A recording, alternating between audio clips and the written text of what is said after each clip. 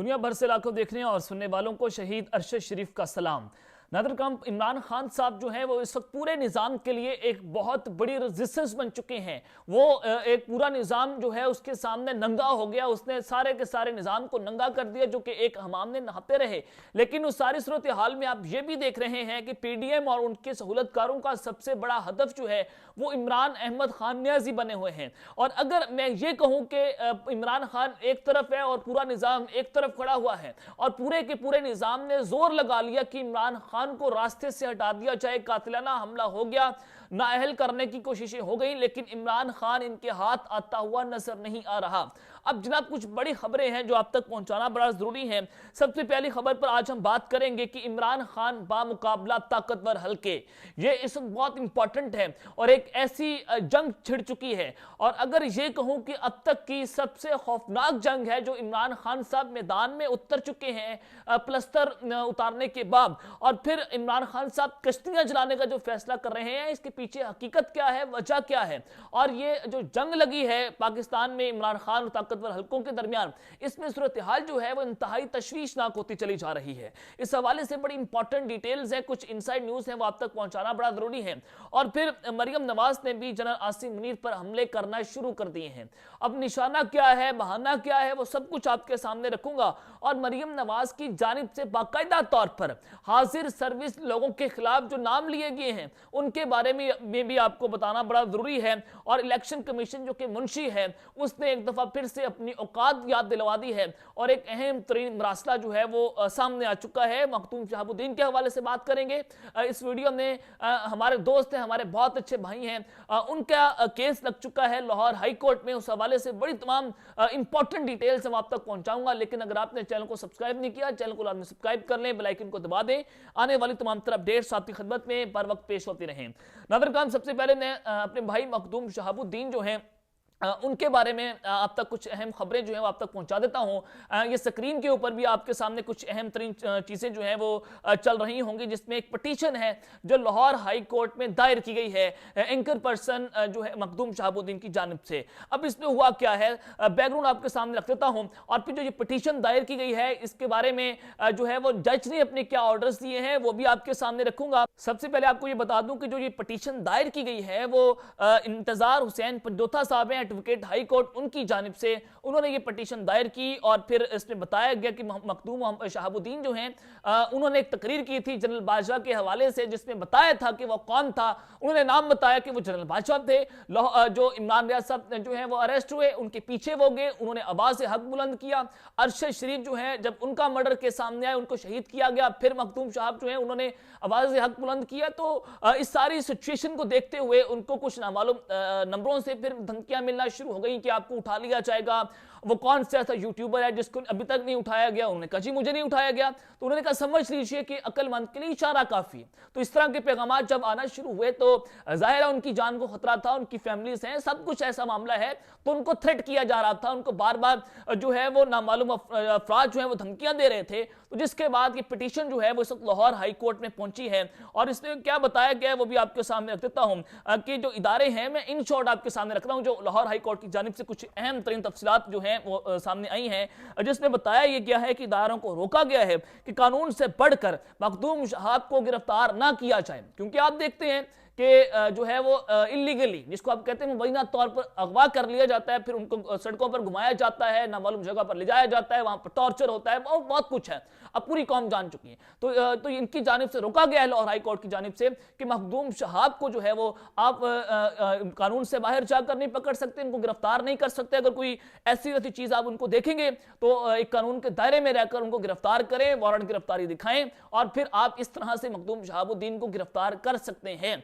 तो ये जो उनकी तकरीर थी जनरल बादशाह के हवाले से वो इस वक्त नजरों के अंदर भी है, उनका नंबर लग सकता है। और उसके बाद जो है वो हमें भी इनडायरेक्टली पैगाम पहुंचाए जा रहे हैं। हमें हमारे जो करीबी लोग हैं उनको जनाब डराया धमकाया जाता है। बहुत सारी इंफॉर्मेशन है जो मैं आपको ऑन द रिकॉर्ड नहीं बता सकता। और फिर बताया जाता है कि आपको मुदस्सर नारू बना देंगे, आपको जनाब उठा लिया जाएगा, आपको जो है आपका सॉफ्टवेयर अपडेट कर देंगे, बहुत गंदी मार आपको मारेंगे। ये इस तरह का सारा मामला, फिर आप बोलने के काबिल नहीं रहेंगे। और दो तीन ऐसे जो लोग हैं उनके साथ हमारे कनेक्शंस को जोड़कर जो है वो हमें गद्दार साबित करने की कोशिश भी की जाएगी। तो यही सूरत हाल जो है वो मखदूम शहाब साहब के खिलाफ जो है करने की कोशिशें हो रही हैं। इस तरह से आप हमारी आवाज़ों को बंद नहीं कर सकते। तो मैं फिर कहूंगा कि आप ऐसा मिस एडवेंचर ना कीजिएगा जिससे जनाब मखदूम शहाब को उठाकर आप ऐसे रेजिस्टेंस देखेंगे हमारी जानिब से कि इससे पहले आप भूल जाएंगे जो ऐसा सहाफी उठाया गया हो। इंशाल्लाह हमारी रेजिस्टेंस जो है वो उनके साथ हम दिखाएंगे भी, हम उनके लिए आवाज़ भी बुलंद करेंगे। अब जनाब आ जाए जो ये सारी चीज़ें जो हैं वो तो एक जानिब है,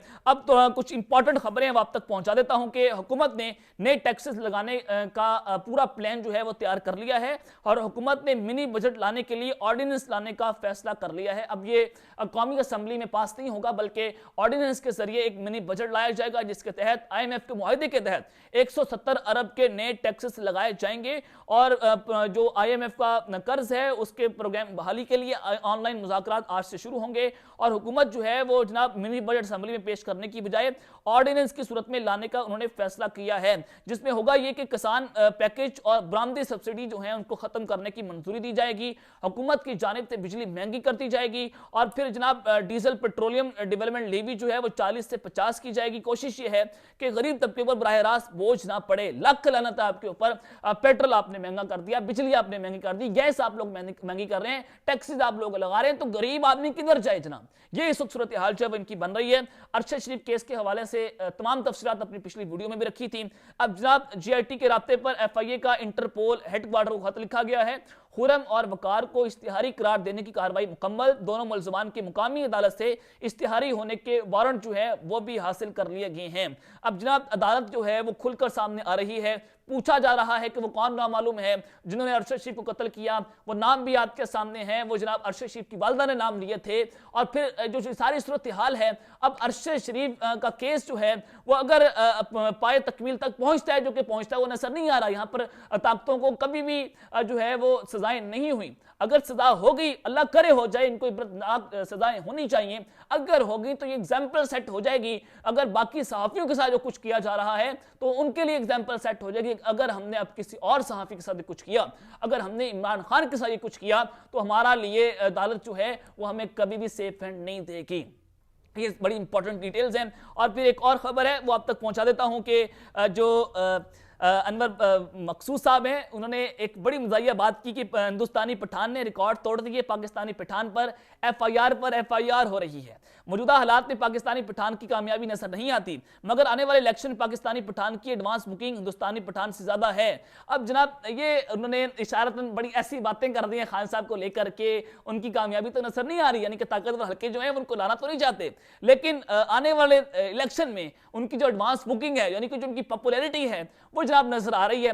वो हिंदुस्तानी पठान को पीछे छोड़ देंगे। जो शाहरुख खान की मूवी जो है वो आपने देखी होगी, जाहिर सी बात है वो एक मशहूर बॉलीवुड के हीरो हैं। तो जनाब अब जो ये सारा मामला है वन बाय वन आपके सामने शेयर भी कर देता हूं कि इलेक्शन कमीशन ऑफ पाकिस्तान की जानिब से जो आज इंपॉर्टेंट मरासला सामने आया है, उनका एक अहम तरीन इजलास था जिसकी सदारत जो है वो सिकंदर सुल्तान राजा साहब ने की है। और अभी तक इलेक्शन की तारीख इलेक्शन कमीशन ऑफ पाकिस्तान की जानिब से नहीं दी गई है। अब लाहौर हाई कोर्ट ने फैसला सुना दिया कि जनाब जो सारा मामला है आप इलेक्शन की तारीख दें, 90 दिनों के अंदर आप आइन के दायरे कार में रहकर इलेक्शन करवाएंगे। अब अगर इलेक्शन कमीशन ऑफ पाकिस्तान 90 दिनों के अंदर इलेक्शन नहीं करवाता तो जनाब ये तौहीन अदालत का मुर्तकिब ठहरेगा। अगर तौहीन अदालत का मुर्तकिब ठहरते हैं तो सजाएं आपके सामने है, कानून आपके सामने है। और फिर सारे सूरत हाल में अब जो डिलेइंग टैक्टिक्स खेले जा रहे हैं मुंशी की जानिब से, अब इन्होंने गवर्नर पंजाब से मुज़ाकरात के लिए मुरासला लिख दिया है और गवर्नर पंजाब अब इलेक्शन कमीशन ऑफ पाकिस्तान को ब्रीफ करेंगे और फिर इलेक्शन कमीशन ऑफ पाकिस्तान अपने आइंदा का लाएअमल बनाने के लिए गौर करेगा।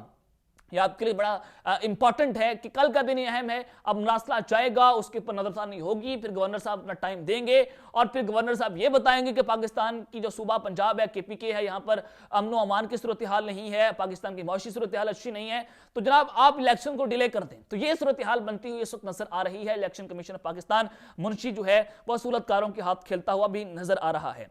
अब जनाब आ जाए कि इमरान खान साहब बामुकाबला ताकतवर हल्के और ये जंग जो है वो बड़ी खतरनाक होती चली जा रही है, कि जंग जो है वो तशवीशनाक भी होती चली जा रही है। अब जनाब मामला बड़ा क्या है वो सारा कुछ आपके सामने रख देता हूं कि पाकिस्तान तहरीक इंसाफ की खवातीन रहनुमाओं ने इमरान खान से जेल भरो तहरीक का हिस्सा बनने की इस्तदा की, यानी कि खवातीन भी अब गिरफ्तारी देने के लिए सामने आ चुकी हैं। उन्होंने खान साहब से आज अहम तरीन मुलाकात की है जिसमें कारकुनों की बड़ी तादाद थी, खवातीन कारकुनों की, और खवातीन ने जेल भरो तहरीक में खवातीन को हिस्सा बनाने की इस्तदा की। वफद ने जेल भरो तहरीक में किरदार अदा करने और मुल्क भर से गिरफ्तारियां देने का हल्फ भी उठाया है। खवातीन रहनुमाओं ने कहा कि कौम की माएँ बहनें और बेटियां तहरीक में पार्टी कायद के शाना बशाना खड़ी हैं। 25 मई के लॉन्ग मार्च में भी खवातीन ने रियासती जबर का हिम्मत से मुकाबला किया। हम हमेशा की तरह जेल भरो तहरीक में सफ़े अव्वल का किरदार अदा करना चाहते हैं। अब जनाब ये सारा मामला जो है वो तो एक जानिब है, और एक और खबर है, खान साहब ने आज जो अहम तरीन खिताब किया है कौम से, उसमें उन्होंने डील बताई जो कि उनकी रशिया के साथ हो रही थी और पाकिस्तान की हो रही थी, सस्ता तेल और गंदम लेने का जो मामला था। तो इमरान खान साहब ने कहा कि मैं स्कॉलर नहीं लेकिन तारीख का तालिब इल्म हूँ, दुनिया में ममालिक कौमियत की बुनियाद पर वजूद में आए। और फिर उन्होंने जो सबसे इंपॉर्टेंट बात की उसमें उन्होंने बताया कि जब मैं वापस आया तो जनरल बाजवा ने कहा, यानी कि रूस के दौरे की बात कर रहे हैं, कि सदर पुतिन से सस्ते तेल की खरीदारी से मुतालिक बात तय कर ली थी। जब मैं वापस आया तो जनरल बाजवा ने कहा कि रूस की मजम्मत करो, वो यूक्रेन पर हमला कर रहा है। तो मैंने कहा कि हिंदुस्तान तो ये काम नहीं कर रहा, हिंदुस्तान ने तो मजम्मत नहीं की, तो मैं क्यों करूं? मैं ये कह रहा था कि सबसे बनाकर रख के दुनिया भर में खारजा पॉलिसी मुल्क के फायदे के लिए बनती है। तो खान साहब ने तो जनाब स्टेट पॉलिसी रशिया के खिलाफ नहीं दी थी, लेकिन जनरल बाजवा साहब को ऐसी कोई खारिश थी, ऐसी उनको की मौत पड़ गई, ऐसा कि वो अमेरिका के जो है वो टाउट बनकर सामने है कि उन्होंने अमेरिका के लिए हक में उन्होंने कहा कि उन्होंने मजम्मत कर दी। हालांकि आर्मी चीफ का ये काम नहीं बनता जब तक वज़ीर आज़म जो है वो स्टेट पॉलिसी ना दे।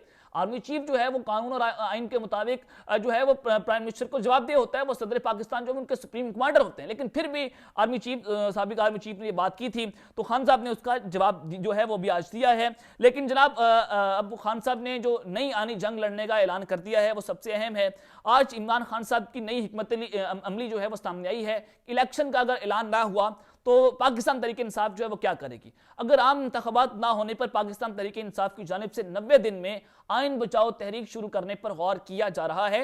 इमरान खान की वकला और सिविल सोसाइटी से मुशावरत जारी है। और फिर जनाब इस हवाले से इमरान खान साहब ने जो अपने वकला को भी और जो वकला विंग है उनको मुतहरिक होने की हिदायत जारी कर दी है। और अब जनाब एक तरफ तो ये पार्टी रहनुमा और वकला तहरीक शुरू हो जाएगी, और फिर दूसरे मरहले में पाकिस्तान तहरीक इंसाफ के चेयरमैन इमरान खान साहब खुद मैदान में उतरेंगे, और फिर जो है वो जेल भरो तहरीक भी शुरू होगी, और फिर खान साहब प्रेशर भी डालेंगे अपने एहतजाज के जरिए भी। अब उस सारी सूरत हाल में मरियम नवाज जो हैं उन्होंने डायरेक्टली अब किरदारों के ऊपर उंगलियां उठाना शुरू कर दी हैं।